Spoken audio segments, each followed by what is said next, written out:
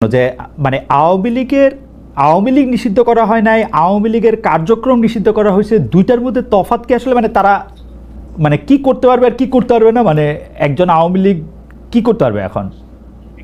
মানে আমার একটা আন্ডারস্ট্যান্ডিং হচ্ছে আওয়ামী লীগ নিষিদ্ধ, তা আপনি বলতেছেন না দুইটার মধ্যে একটু তফাৎ আছে, তফাৎটা কি আসলে? দেখেন, নিষিদ্ধ তো আমাদেরও করা হয়েছিল, তাই না? এবং একবার না, আমাদের এই সংগঠনের জন্মের পরে দফায় দফায় আমাদেরকে নিষিদ্ধ করা হয়েছে। নিষিদ্ধ যখন কোনো সংগঠনকে করা হয়, তখন এই সংগঠনের ব্যক্তিরাও বিভিন্ন ধরনের সমস্যায় পড়ে যান, এর সাথে রিলেটেড ব্যক্তিরা। এমনকি তাদের স্বাভাবিক জীবনযাত্রাটাও তাদের পক্ষে চালায় নেওয়া সম্ভব হয়। তারা যদি সমাজের কোনো ক্রিমিনাল ব্যক্তি নাও হয়ে থাকেন, তবুও তাদের উপরে সমস্যা আরোপ হয়েছে। কিন্তু যখন কার্যক্রম নিষিদ্ধ থাকবে, তখন ওই পলিটিক্যাল কার্যক্রমগুলো ছাড়া বাকি জীবনের সবই তো তারা করতে পারবে, করছে তো। আচ্ছা, তারা তো এই দেশটা সবাই তো আর চলে যাননি, সবাইকে জেলেও ঢুকানো হয়নি। এইটা একটু পরিষ্কার হয়েছে। জনাব যুদ্ধাপরাধের মামলায় জামাত নেতা এটিএম আজহারুল ইসলাম খালাস পাওয়ার পর আপনি একটি সংবাদ সম্মেলনে বলেছেন, জামায়াতে ইসলামী বা তার কোনো নেতাকর্মীর মাধ্যমে কেউ ক্ষতিগ্রস্ত হয়ে থাকলে তার কাছে নিঃশর্ত ক্ষমা চাই। এই ক্ষমা প্রার্থনায় কি ৭১ মুক্তিযুদ্ধের সময়টাও আছে কিনা সেটা সেদিন আপনি স্পষ্ট করেননি, আজকে এটা স্পষ্ট করবেন? মানে আপনি, অনেকেই প্রশ্ন করছেন যে জামায়াতের মাননীয় আমির ক্ষমা কিসের জন্য চাইলেন? মানে ৪৭-এর পর থেকে শুরু করে আজকে পর্যন্ত,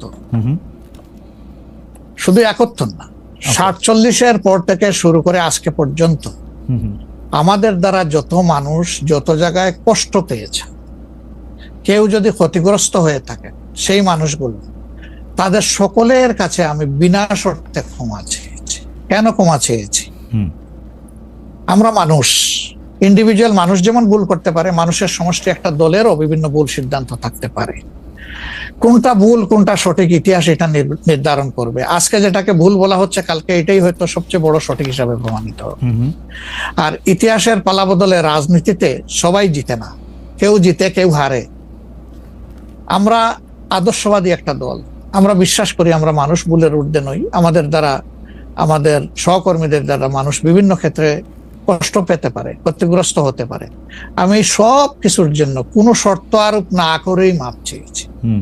ওকে, মানে ৪৭ এবং মাপ চাওয়ার মধ্যে কোনো পরাজয় নাই, অবশ্যই নাই। ৪৭ থেকে আজ পর্যন্ত যে কোনো কিছুর জন্য মানুষ আপনাদের কাছ থেকে যদি কোনো ধরনের আঘাত পেয়ে থাকে, তার জন্য আপনি দুঃখ প্রকাশ করেছেন বা ক্ষমা চেয়েছেন। এর ভিতরে সব ঢুকে গেছে, কোনো কিছু বাদ নাই। ওকে, এভরিথিং ইনক্লুডেড।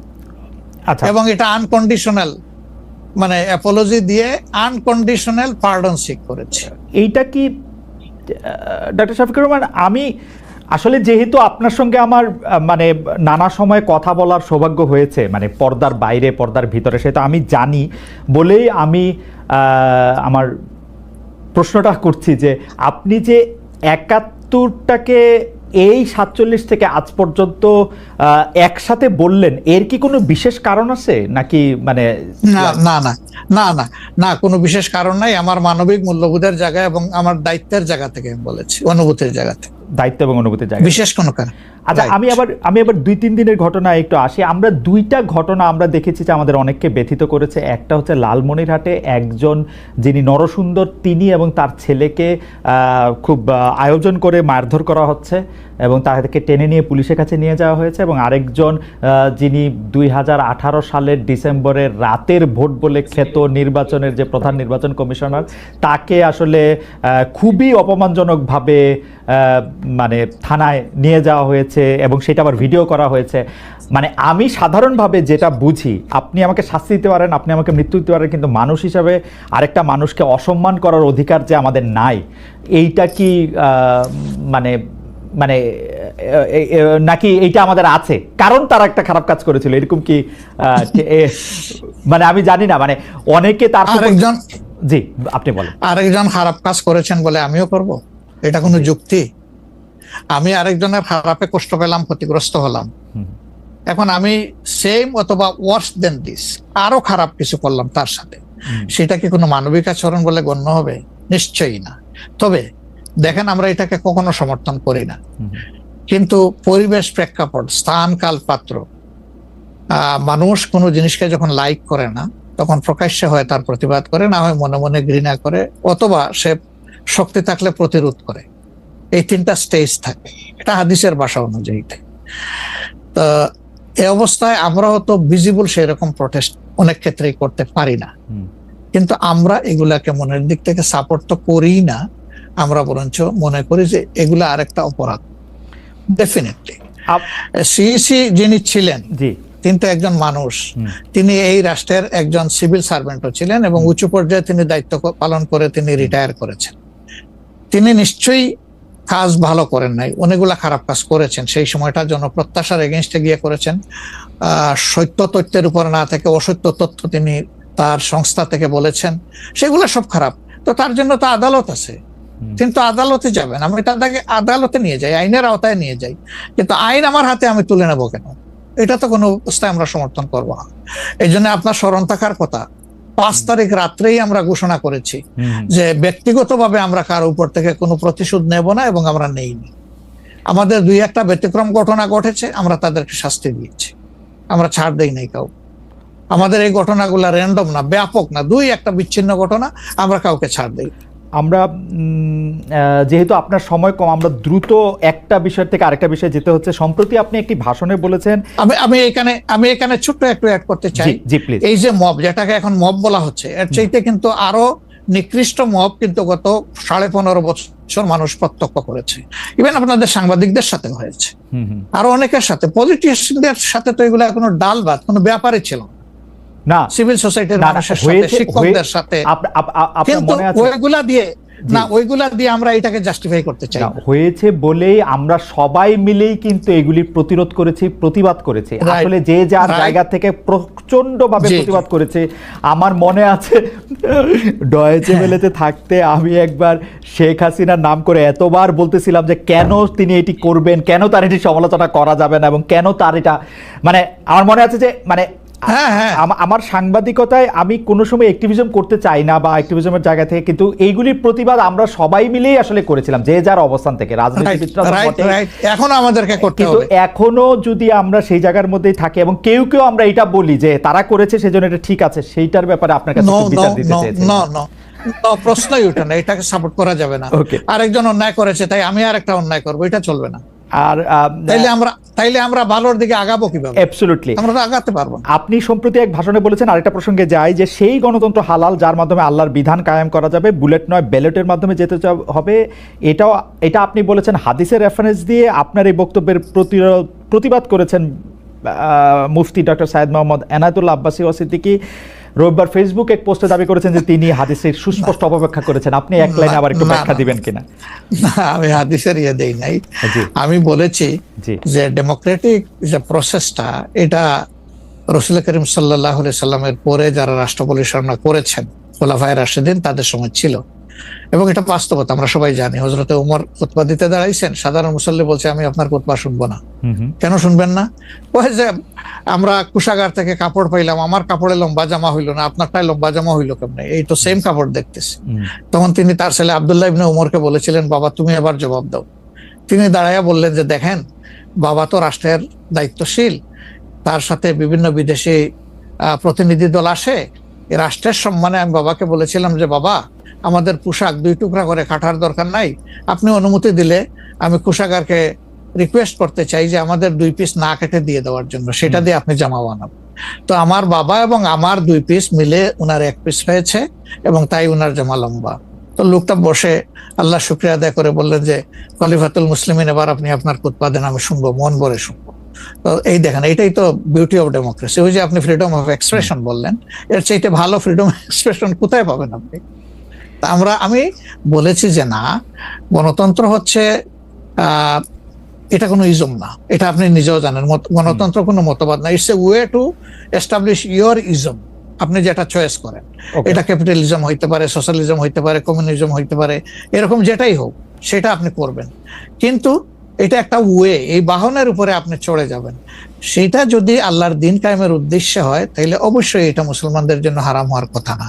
এখন আমার কথার সাথে তো ডিফার করতেই পারেন, উনি একজন লার্নেড মানুষ, আমি তাকে রেসপেক্ট করি এবং কারো ডিফারেন্সটাকেও আমি রেসপেক্ট করি, কারণ এটা না হলে তো আপনার ফ্রিডম অফ এক্সপ্রেশন থাকবে না এবং মাল্টিকালচারাল সোসাইটিও বিল্ড আপ করা সম্ভব হবে না। আচ্ছা, অ্যাবসলিউটলি ফাইন। আচ্ছা, আপনি শুক্রবার একটা দলীয় কর্মসূচিতে বলছেন যে দিন কায়েমের চেষ্টা বা প্রচেষ্টা ঐচ্ছিক নয়, মুমিনের উপর ফরজ। আরবার আপনাদের দীর্ঘদিনের একটা স্লোগান হচ্ছে এরকম, আল্লাহর আইন চাই। এখন একটি নতুন প্রচারণা, মানে অনেক দলকেই ক্ষমতায় দেখা যায়, মানে জামাত ইসলামের একটা নতুন প্রচারণা এরকম যে অনেক দলকেই ক্ষমতায় দেখা হয়েছে, জামাতকে একটিবার সুযোগ দেওয়া হোক, আপনারা যদি নির্বাচনে জিতে ক্ষমতায় যেতে পারেন তাহলে কি বর্তমান ব্যবস্থা পাল্টে কোরআন সুন্নাহ ভিত্তিক শাসন বা শরিয়া আইন, শরিয়া ব্যবস্থা চালু করবেন? আসলে দেখেন, কোরআন সুন্নাহ ভিত্তিক মানে অনুশাসন যেটা, এটার ব্যাপারে সমাজের পারসেপশনের বিভিন্নতা আছে, ভিন্নতা আছে। আমাদের বাংলাদেশের যে সংবিধান আছে, এই সংবিধানের অনেকগুলা আর্টিকেল, অনেকগুলা ধারা উপধারা কোরআনের সেন্সের সাথে পুরোপুরি মিলে যায়, এটার সাথে কোনো ডিফারেন্স নাই। আবার কিছু কিছু ধারা আছে সেখানে কনফ্লিক্ট, কন্ট্রাডিকশন আছে। ওরকম পরিবেশ পরিস্থিতি যখন আসবে, জনগণের প্রত্যাশার আলোকে এটা মানে সবার সাথে ইন্টারেক্টিভ হয়, সবাইকে সাথে নিয়েই ইনশাআল্লাহ ভালো জিনিসগুলোকে আমরা ইনপুট দেবো আল্লাহ চাই। তবে এটাও মনে রাখার বিষয় যে কোরআনী শাসন হঠাৎ করে আল্লাহ তাআলা এস্টাবলিশের হুকুম দেন নাই, it was a gradual process. Say for example মাদক কিন্তু দুনিয়ার কেউ কিন্তু এটাকে অ্যাপ্রুভাল দেয় না, বাট এটার প্র্যাকটিস সব জায়গায় আছে, এটা বাস্তবতা। তো সেই মদ যখন হারাম ঘোষণা করা হয়, নিষিদ্ধ করা হয়, তখন কিন্তু 3 পর্যায়ে গিয়ে চূড়ান্তভাবে এটা নিষিদ্ধ করা হয়েছিল। তো এটা গ্রাজুয়াল একটা প্রসেস। আপনি একটা ক্রাইম থেকে, দীর্ঘদিনের প্র্যাকটিস থেকে মানুষকে সরাবেন, আল্লাহ তাআলার সেই বিধানকে অনুসরণ করেই আমরা আগাবো ইনশাআল্লাহ। 5 আগস্টের পর থেকে বিএনপির পক্ষ থেকে যেহেতু জাতীয় নির্বাচনের দাবি জানানো হয়েছিল, এটা নিয়ে অনেক তাদেরকে রঙ্গব্যঙ্গ করা হয়েছে। জামায়াতে ইসলামী মাঝামাঝি থেকে ফেব্রুয়ারি ইলেকশনের কথাও বলেছে, রোজার পরেও ইলেকশনের কথা বলেছে, রোজার আগেও ইলেকশনের কথা বলেছে, কিন্তু আমরা দেখতে পাচ্ছি জামায়াতে ইসলামী 300 আসনে প্রার্থী ঘোষণা করে ফেলেছে। আপনারা যদি পরে কোনো রাজনৈতিক জোট করেন বা পরে যদি কোনো ধরনের রাজনৈতিক সমঝোতার মাধ্যমে জাতীয় সরকারের একটা আবহ তৈরি হয়, তাহলে কি হবে? আপনারা এখনই জোট ঘোষণা করে ফেলেছেন, সেটা কেমন হলো? আলহামদুলিল্লাহ, এটা আমাদের সাথে যাদের ইন্টারেকশন আছে তারা সবাই জানেন।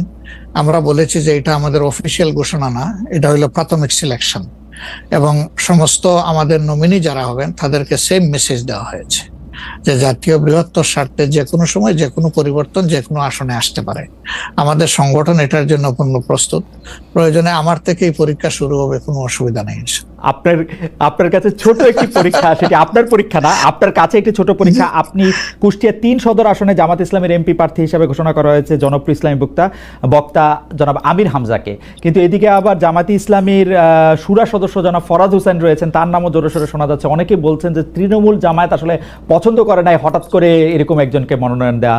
এই বিষয়টাকে আসলে আপনি কিভাবে দেখেন? শুধু জনপ্রিয় না, নট দ্যাট। আমরা যখন কোনো জায়গায় নমিনি সিলেকশন করি তখন 2টা জিনিস আমরা বিবেচনায় নেই।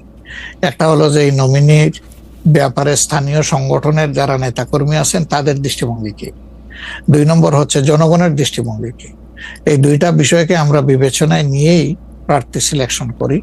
এবং এটা যেগুলা শুনতেছেন, অনেক সময় আমাদেরকে অতি ভালোবাসেন যারা, ওই যে আপনি একবার আমাকে জিজ্ঞেস করলেন যে আপনাদের ব্যাপারে এত বিরোধিতা করে কেন, আমি বলছিলাম যে তারা অত ভালোবাসে তো অনেক বেশি, এই জন্য আমাদেরকে নিয়ে কসলাইতেও। জনাব আমির হামজার বিরুদ্ধে যে দুটি বক্তব্য বেশি সামনে আসছে, তিনি একবার বলেছিলেন যে তার 14 গোষ্ঠী সবাই আওয়ামী লীগ করেন। 2 নম্বর হচ্ছে যে এই জুন মাসেও জনাব আমির হামজা নিজ এলাকায় মোটরসাইকেল শোডাউন করেছেন, যেই শোডাউনের রাজনীতি অ্যাপারেন্টলি আপনারা উৎসাহ দেন না, কিন্তু তাকে এটি করতে দেখা যাচ্ছে।